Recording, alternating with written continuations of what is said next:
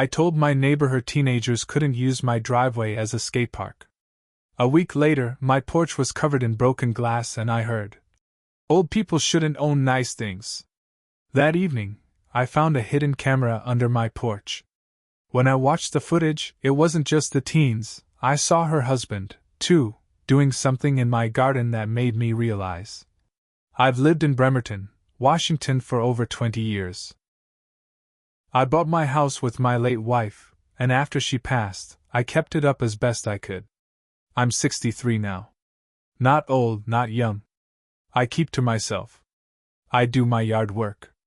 I fix what breaks. I go to bed early. I don't bother anyone. So when the Chapmans moved in across the street last year, I wanted to give them a fair chance. Young family, loud kids, but I figured they'd settle in. I was wrong. At first, it was just noise. 2 boys, Austin and Tyler, skating up and down the sidewalk, blasting music from some speaker clipped to a backpack. I ignored it. That's normal stuff. I used to ride bikes with my buddies around the neighborhood when I was their age. But then they started using my driveway. I'd come home from the grocery store and there they'd be, doing tricks, dragging their boards across my pavement, sometimes right up against my car. I never gave them permission. Not once. First time I saw it, I let it go. Second time, I tried a polite wave off. They ignored me. Third time, I asked one of them, don't know which, to stay off my property. He just rolled away like I didn't exist. Then came the scratches. 2 long gashes along the driver's side door of my Honda. Not deep, but noticeable. Not there the day before. A week later, one of the solar garden lights I'd lined my walkway with was smashed. It wasn't a storm. Wasn't an accident. The post was cracked clean like it had been stomped. That's when I went over to talk to their mom, Megan. I walked across the street just after dinner. She was sitting on their porch, scrolling on her phone. I introduced myself, tried to be respectful, told her what was going on, and asked if she could talk to her boys. She didn't even look up. "They're just being kids," she said, still staring at her screen. "I'll tell them to be careful." That was it. No apology. No concern. Just, boys will be boys. Energy wrapped in a fake smile. I had a bad feeling then. And I was right. The glass showed up exactly 6 days later. I opened my front door to grab the paper, and it crunched under my slipper. Broken glass, bottles, cups, shards scattered across the porch like someone smashed everything they could find and left it there for me to find. One of the porch chairs had been flipped over. The welcome sign I made with my wife in our garage years ago was on the ground, split in 2. One of my potted plants had been kicked off the railing and was in pieces. I didn't yell. I didn't call anyone. I just stood there and looked across the street. And that's when I heard it. From their side yard, behind the wooden fence, one of the boys said loud enough for anyone nearby to hear, "Old people shouldn't own nice things." There was laughter after that. I stood still, blood boiling in my ears, and stared at the mess. I cleaned it up in silence. I took photos. But I didn't call the cops. I figured they wouldn't do anything unless I had proof. That evening, I went to water the tomato plants under my porch like I always do. I bent down, pulled some weeds, and saw something weird tucked along the side of the step. It was a tiny black camera, wedged into the corner where the porch meets the ground. I froze. It wasn't mine. It wasn't old. It had been placed there recently, and carefully. I'd brought it inside, took it apart gently, and found a micro SD card inside. I hooked it up to my laptop. Most of the recordings were boring. Just clips of me going in and out of the house. But then, on the 4th night, I saw something I didn't expect. It was around 2:15 a.m. The footage was grainy, but clear enough. A man walked across my front yard, careful not to make noise. He wore a hoodie, head down, gloves on his hands. He moved like he knew where the camera wasn't pointing.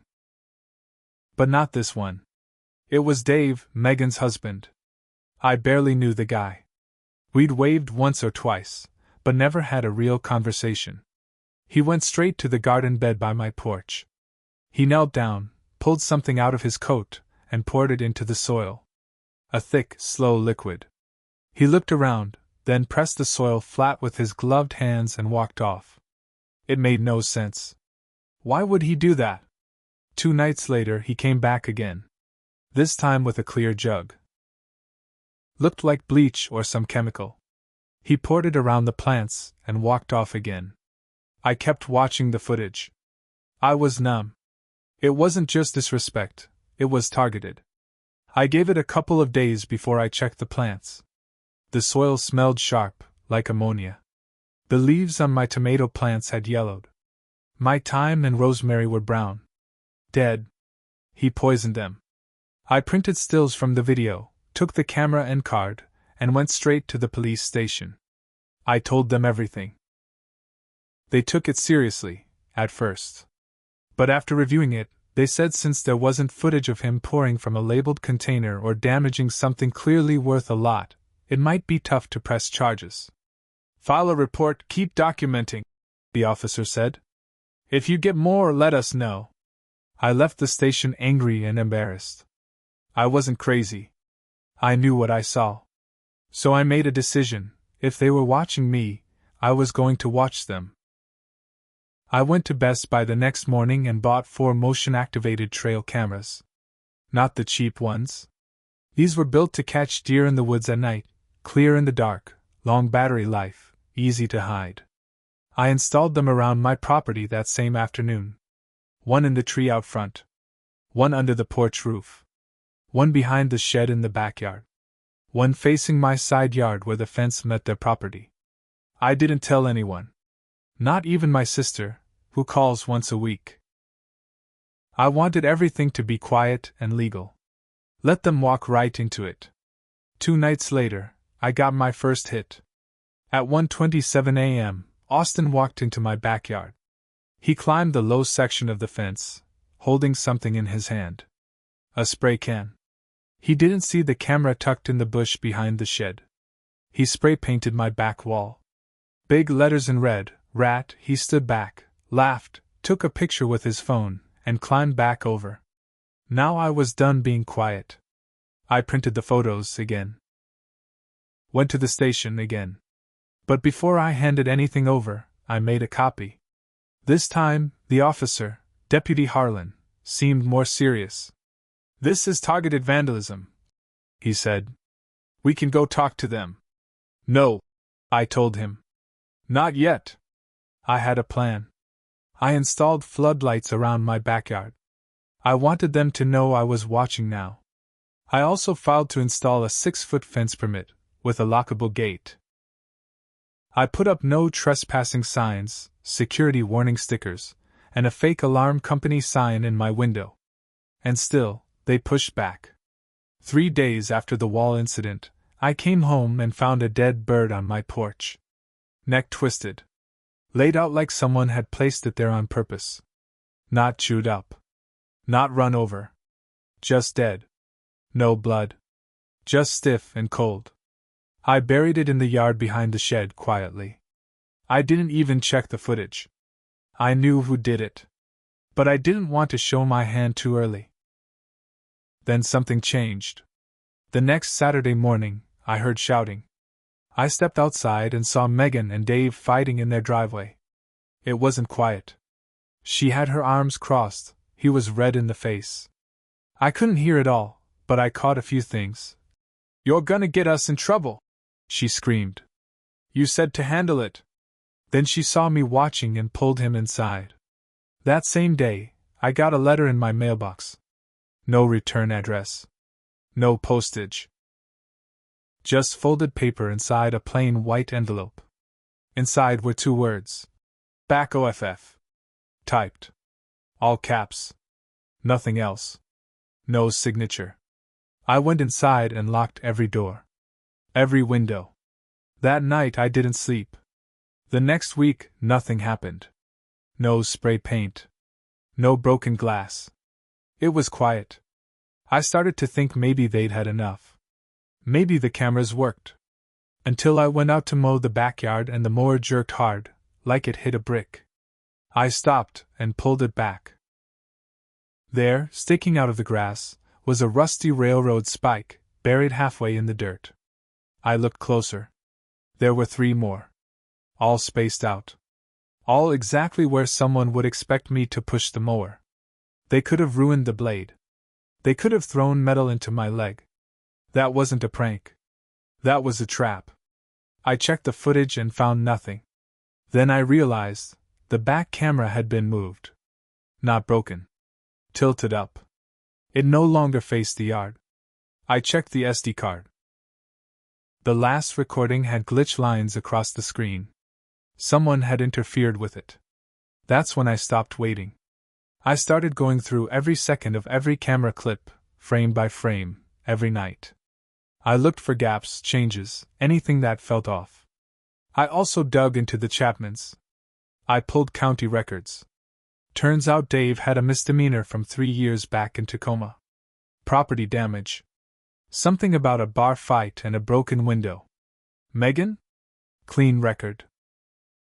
But her name was on 2 civil complaints in the past 5 years for hostile neighbor disputes.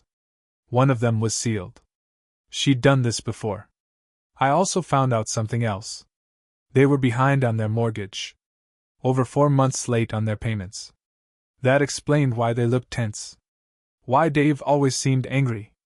I think they saw me, a quiet old guy with a paid-off house and a nice yard, as an easy target. But they didn't know who they were messing with. I made a hidden file on my laptop. I started logging every single thing, time, date, event, footage. I called it Chapman Watch. I backed it up in 3 places. I also bought a used trail drone online. Small, quiet, legal in Washington. I used it to fly over their backyard while they were out one Sunday. That's when I saw something strange. Behind their shed, covered with a tarp, was a large container. One of those blue plastic drums with a twist-on lid. It had a biohazard warning label on the side, but it was faded. I zoomed in, snapped pictures. Then I noticed the fence post right next to the barrel had fresh dirt packed around it. Like it had just been dug up, and then reburied. That night, I couldn't sleep again. Something wasn't right. I didn't think this was just about my driveway anymore. The next morning, I printed out the drone photos of the barrel and the dirt by the fence. I didn't know what I was looking at, but my gut told me it mattered. That blue drum looked too industrial for yard work, and no normal person keeps a barrel like that behind their shed, especially not half-covered, near fresh soil. I made another folder. Labeled it Backyard Evidence. I was building a case. Then, something new happened. On Monday, I got a visit from code enforcement. A city worker knocked on my door. Said they got an anonymous complaint about my property. Overgrown weeds. Inadequate fencing. Unsafe porch railings. Bull. I keep my yard clean. The porch railing was repainted in April. And I just mowed 3 days ago, after digging up their damn railroad spikes. I showed him around, pointed everything out. He nodded, took notes, said he'd filed the report. Told me not to worry, that it didn't look like anything serious. As he turned to leave, he looked back and said, "You got enemies or something?" I didn't answer. I just nodded. They were trying to weaponize the city against me now. I updated my file. Added the complaint visit. Wrote down the time, the guy's name, everything. That night, the side camera caught something strange again. Megan. Alone this time. It was 3:11 a.m. She walked along my fence line with a flashlight. She stopped near the same spot Dave had poured something into the garden weeks earlier. She squatted down. Her hands were moving fast. Digging? Placing something? She stood up, walked off, and disappeared. I waited for daylight. When the sun came up, I went outside and looked at the area. The soil was loose. So I dug with a trowel. There was a plastic bag buried 6 inches deep, wrapped in duct tape. I didn't open it right away. I put gloves on.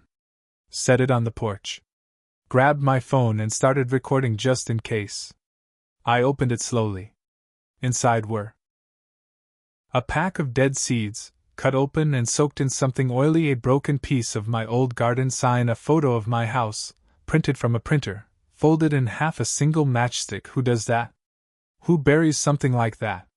It looked like some kind of sick warning, or worse, a message. I called the police. They took the bag and wrote up another report. But still no arrests. Still, not enough to prove criminal intent. Deputy Harlan said, "We can't file for a warrant unless we can prove they're a direct threat." I said, "What if they're building to something worse?" He didn't have an answer for that. I kept watching the fence post near the barrel. Every night, something looked different. Sometimes the post was leaning. Sometimes the soil was messed up. Once, the barrel was gone for a full day, then reappeared in a different spot, 2 feet over. They were moving something around back there, trying to cover it up. So I did something I never thought I'd do. I wrote an anonymous letter, printed photos, listed dates, dropped it at the local environmental safety office, the one that handles chemical waste violations and property hazards. I included the drone pictures and told them I suspected illegal dumping or hazardous material storage. 3 days later, they sent someone to inspect the Chapman property. I watched from my window as a city vehicle pulled up. A man and woman in polos with clipboards walked around the yard with Dave. He didn't look happy. They made him pull off the tarp. They opened the barrel. I couldn't see what was inside, but the woman called someone immediately. Another truck showed up. A large flatbed with safety markings. They took the barrel. They took the barrel. Later that day, I saw Dave storming around the house, shouting at Megan. She slammed the door in his face. The boys weren't outside for once. That night, someone pounded on my door. 3 fast knocks. No doorbell. I grabbed the bat I kept near the kitchen and flicked on the porch light. No one there. But there was something left on my doormat. A photo. An old photo. Of my wife. It had been taken from my living room wall. The frame was still there, but the picture was gone. I ran inside and checked. They had come into my house. I checked every window. The kitchen one was unlocked. I always lock it. Always. I sat down, hands shaking. I called Deputy Harlan again. Told him everything. The photo.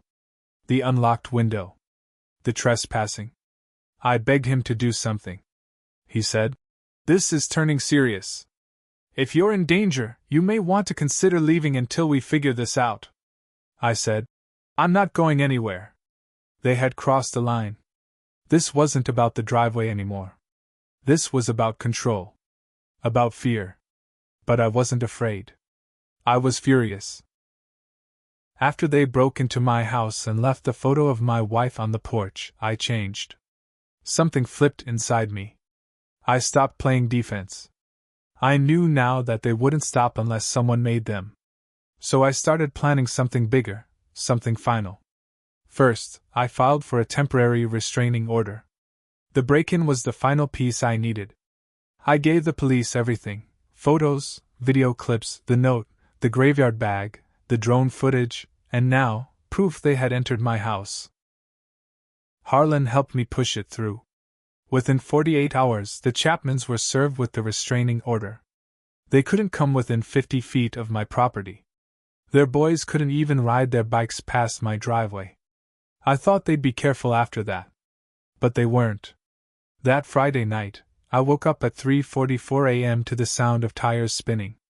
I ran to the window. A car was halfway up my driveway.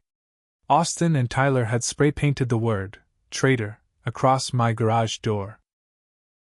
They were trying to burn out their tires and leave rubber streaks. One of them threw something at the porch. Then I saw Dave in the passenger seat. I hit the panic button on my new alarm system. The floodlights came on. A siren went off. Cameras clicked into motion. They peeled out fast, but not before I got their faces. The police came within 15 minutes. That was the last mistake they ever made. The footage was enough. Between the footage, the property damage, the break-in, the vandalism, and the environmental report on the blue barrel, now confirmed to contain illegally stored pesticide chemicals, the police and county had what they needed. Here's how it all unraveled. Dave was arrested that Sunday. Not just for the vandalism. Turns out he'd been using that barrel to dump banned chemicals from a landscaping job he was fired from in Tacoma. He was under investigation already for illegally dumping toxins at client properties. The city added trespassing, vandalism, environmental hazard violations, and violation of a restraining order to the list. Megan was charged with conspiracy to trespass, evidence tampering, and harassment. Turns out she was the one who had removed the photo of my wife. Police found her fingerprints on the back of the frame. She admitted to entering my home. Just to scare me. The boys were sent to juvenile court. Not their first run-in. A sealed complaint from their old neighborhood was reopened. The judge ordered them into court-supervised behavioral rehab, and the Chapmans were fined for parental negligence. But that wasn't the end. When the city found out how long they had stored that chemical barrel in a residential area, it triggered a full inspection. The backyard was tested. The soil was contaminated. Their entire property was labeled a biohazard site. The house was red-tagged by the health department. Unsafe for occupancy until cleared, which could take months or years. Cleanup costs? Thousands. They didn't have the money. They were evicted. The bank took the house back. That left the house across the street sitting empty for 6 months. But I wasn't done. I made one more move. I contacted the city and offered to buy the property. As is, for cheap, as part of a community garden initiative. I'd done volunteer work in the past, had the paperwork ready. They approved it. I bought the house for less than the cost of a used pickup. I tore down the fence. Had the soil cleaned. Took months, but it was worth it. Then I turned the entire lot into a memorial garden. Raised beds, benches, sunflowers, tomatoes, the works. In the middle, I installed a small wooden sign. For those who think kindness is weakness. People stop to look at it all the time. I still live in my same house. Same porch. Same driveway. I don't lock my kitchen window anymore. Not because I trust people, but because now they know not to mess with me. And if they forget, I've got cameras everywhere.